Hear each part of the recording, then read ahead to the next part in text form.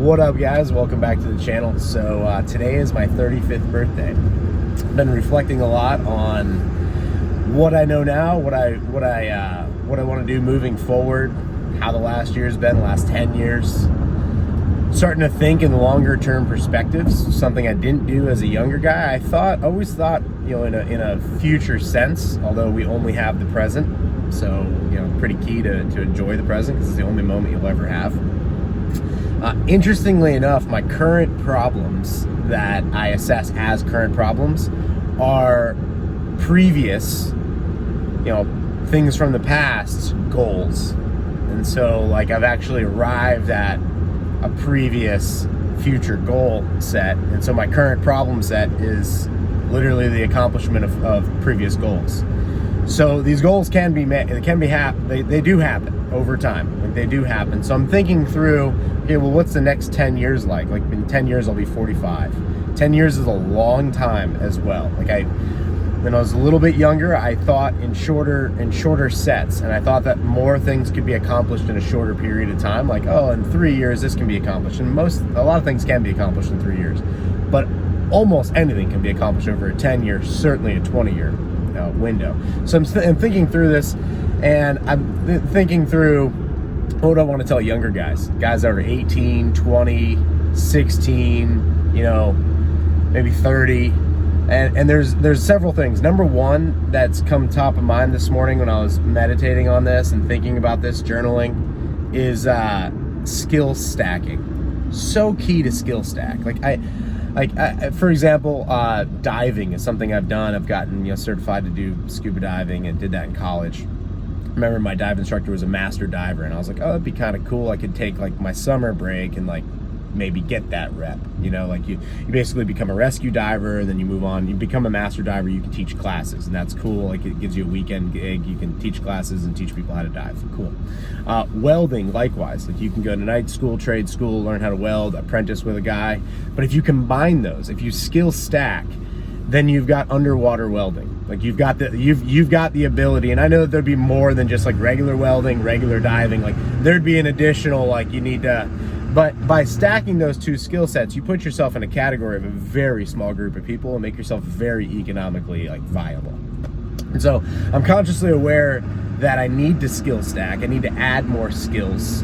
And so I'm looking at my year and I'm like, all right, well, there's several things that I'm going to add to my list this year of things that I'm going to learn how to do, and pay a instructor. And actually one of the items is I'm going to pay a lot of money for instructors. On just stacking some additional skills.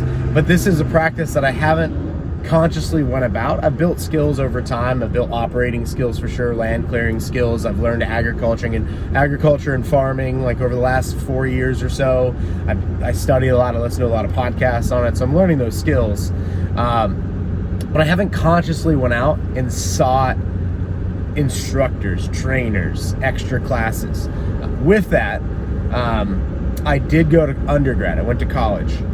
And for a younger guy, my advice, and for my kids, no. I don't think that higher ed at this point in time, unless you're really trying to do something that requires it, like a medical doctor or something like that, don't think it's really, I think it's a waste of 4 years and a waste of a lot of time that you could skill stack doing a lot of other things. I could have went and been a ranch hand for a guy, made money, learned skills, could have went to, and I did go to EMT class, but once you start EMT, you're only a year or two away. Really 2-year process from, if you really want to go for it, to becoming a medic, a paramedic. And it's all right, well, if you become a paramedic and then you've got additional skills like master diver or you're a pilot or anything like that, you start to become very, very viable, as far as you've got all these potential things that you can offer an organization, a company, individual, whatever it may be.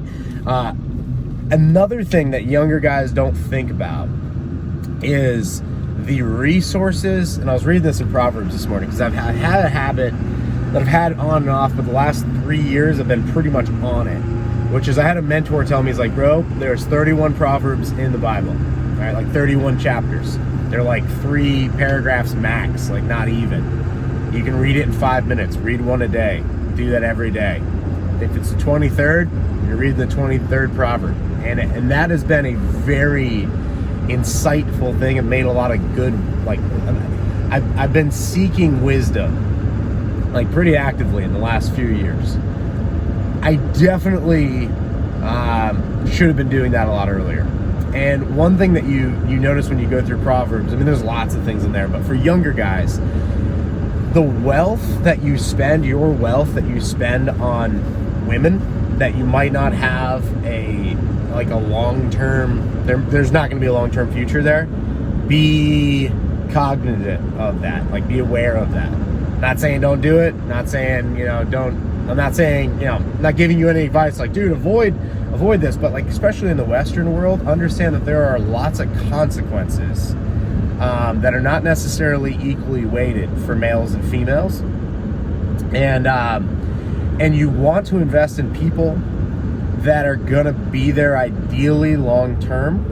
So I think about the resources that I've put towards, like, dating different women, and then I think about the resources I put towards my wife and our kids.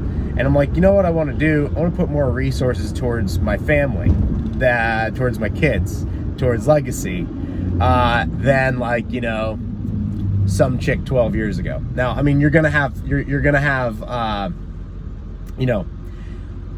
take that with what it is, young dudes. Like, think through that. But there are definitely, particularly in the Western world, like, dudes are set up in a really raw, like, the rules, the legalities are just not the same for guys. So you've got to be super careful about who you get involved with and, like, how that's going to affect your economic situation. The other thing is segueing into being building a life, because I'm reflecting on stuff. I'm looking at my personal balance sheet. I'm in a spreadsheet. Like, last night I'm looking at it and I'm like, all right, how are we doing here? And I can't say that I wouldn't trade with many other people. Like, I've done a decent job. I wish I was more focused on things where I was like, or didn't, just knew certain things. Like, for example, like, utilizing debt. Utilizing debt can give you an edge and give you a jump forward. But man, it can hold you back and keep you in some bad situations, like where you're just like, oh, I'm doing this because I have to pay this. It's not a great situation, like, likewise with avoiding going to school. I never had any student loans, but just that time, that lost income, if you have to pay for it on the back end, we have family members that have to pay for it on the back end still, not worth it. Like, I have younger cousins and I'm just like, yo, you're punting on your 20s. Like, you're literally going to be 25, 26. Your buddy's going to be like, yo, you want to go get this skill set. You want to go learn how to do, you want to go to, sometimes, like, retired Navy SEALs will offer a month-long training camp and you go there for like 10 grand and get massive skill. And, like, well, no, I got to pay on my student loans. Like, like, that's not ideal, not great. But that can happen in consumer debt, credit cards, all that stuff. But getting together your first bit of capital, number one thing I'm going to tell my son, like, number one thing, like, where it's like, dude, you got to get skill sets, but you also got to accumulate your first little nest egg and then start to manage it. And I did that as I had sold my first landscape company after high school. Like, I graduated high school, and then that summer I sold it, and I got, this is in 2007, I got a $50,000 check for it. And, I was like 18. I had some savings. I had a paid-for truck, and I just sold the business that I had for 2 years. I started when I was 16, sold when I was 18, had 50 grand in cash, had a little nest egg, made some mistakes with it, didn't understand diversification of things, like, where I should have been like 10% goes here. And, like, what I've learned since this point in time is I now have currency exposure where, like 10% is going to go to physical silver or gold, just because it's out of the system. I've learned that your bank accounts can be audited during a court case. Like, those are not private statements, and they can be shut down. You cannot have them. Like, my parents were involved in a lawsuit once as they were the plaintiffs, and the defendant had it was like a class action suit, but the defendant had all of his accounts frozen, and this is like in the late 90s. And it was like, whoa, that's interesting. Didn't really chew on that. Didn't really understand that. Nowadays, I look at the opportunities that we have available to us, and this wasn't available to us when I was like at 18.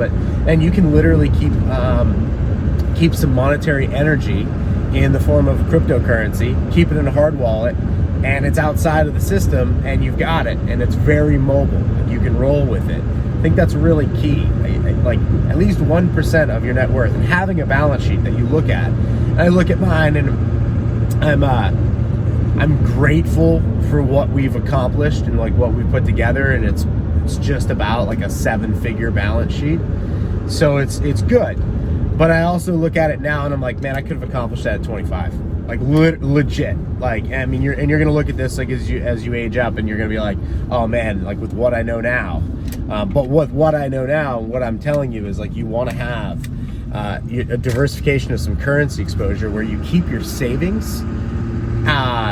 You figure out what your savings rate's going to be and how you're going to save, and in what should you save in.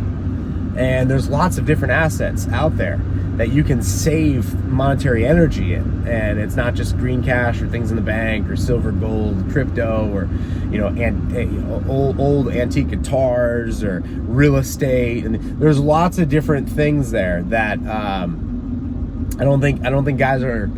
Well, maybe they are, but you really got to think through consciously as to like, all right, what is increasing in value, what is decreasing in value, and how should I navigate that to go where I want to go. The things I've accomplished the easiest or the most successfully, like, yep, I accomplished that, were things that I definitely wrote down. Things I took pictures of and wrote down happened and are done. And actually, I'm at a spot where like I don't have a current dream board. And I used to have dream boards. I'm gonna make one. I'm gonna go to Walmart and get some of that, that like when you're in 3rd grade, that plywood, that poster board stuff, and like the glue sticks, and start cutting out magazines and putting things up. I think my goals at this point are more wealth driven because I have 2 children, and I'm thinking about like legacy for them. I'm thinking about, man, what would it be? What would have been nice for my parents to have done? Like, how should I organize our family in a way where, as they get older, they want to hang out with dad and do things with dad? Maybe we do real estate deals together. Maybe we build businesses together. Maybe we travel together. But like, what type of resources do I have to put together to have that lifestyle? And then how can I, bless them in a way where I don't want them to have it easier than I had, but there's certain things I look at with my parents, and I think I'm getting to a spot where I'm grateful for they parented in the best that they could do with what they had. But I still look at them because they're boomers and I'm a millennial, and I still look at the boomers as a whole class, and I'm like, man, you guys are missing it. Like, if the boomers would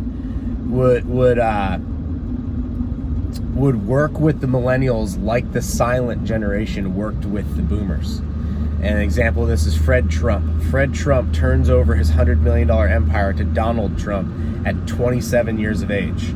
Donald Trump gets involved in some bad deals in his mid-30s. He does well, but he gets involved in some bad Atlantic City deals. Fred Trump bails him out, but never actually officially says he bails him out. He went to one of his casinos and paid his lawyer. He had his lawyer go to a casino and lose purposely $3 million one night because he knew he was short $3 million, and he needed that to keep the casino afloat. But he was there kind of as like the bumpers at a bowling alley for his 27-year-old son to make the mistakes, but he was still there to kind of catch him. And he built the Trump empire. Love them, hate them, they have an empire, and they have a multi-generational empire. Very few families have done this. Fred Trump's father actually dies with the real pandemic in 1917 on the sidewalk of the Spanish flu. His father has a floating brothel hotel that he takes up to Alaskan gold miners in the summertime. And they were in the hospitality business for literally over 100-something years. But you look at that's a 4th-generation dynasty that they'll probably easily pass on to the 5th generation, maybe even 6th. Very few families do this, like the Rothschilds. I mean, very few families can do this. So that's something that I'm thinking about longer term here, as I'm thinking in like 10-year segments. And I'm looking at my balance sheet, and I'm looking at what I do. The last point is, along the lines of skill stacking, I was always entrepreneurially minded, I gravitated towards entrepreneurial activities, which is good. I enjoy working for myself. One thing that I haven't done a great job at is working on my business instead of in my business, which is something that I'm gonna have to go get some training on and like figure out, okay, how do I do that? Part of it now is I realize I just need to put more time in. Like I just need to put a lot more time in. So if you're gonna do entrepreneurial endeavors, do them while you're younger, because the momentum will build. If you do have failures, and I have had failures, if you do have them, it's easier to recover from them when you're younger, before you have a family, before you have kids to take care of. You can take risks that you can't take. If I was 18 right now, no family, nothing like that, I mean, I'd be looking for like serious opportunity that, like I'd be going to Africa. I mean, Doug Casey's always talking about like, yo, young guys, go to Africa. Like seriously, if you want to build a fortune, I'd probably be going to Argentina. I'm probably still going to be doing that we're going down to Colombia here in a couple months, and we're hopefully going to bounce a flight down to Argentina, and the agriculture scene down there. I want to see what it's all about, and I want to go to areas of where I might be able to bring more to the party and be of more value than the average bear. Like we're kind of where the